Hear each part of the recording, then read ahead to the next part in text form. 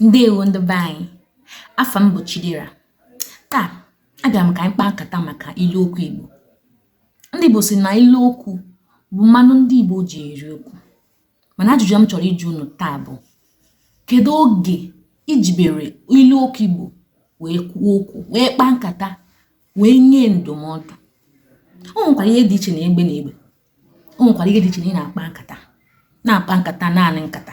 Mana o nwekwara ihe dị iche na ị na-akpa nkata ikwukide itinye ya ilu okwu. Ọ na-ada sịrịsịrị, ọ na-ada gbụwa.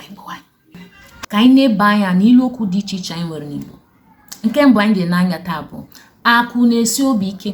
Ka anyị jiri ya maa atụ: Chinedu, gbawakwa mbọ ka ịkpatakwa ego, maka na ị maara na akụ na-esi obi ike. Ifuru ihe dị iche na ị na-enye mmadụ ndụmọdụ.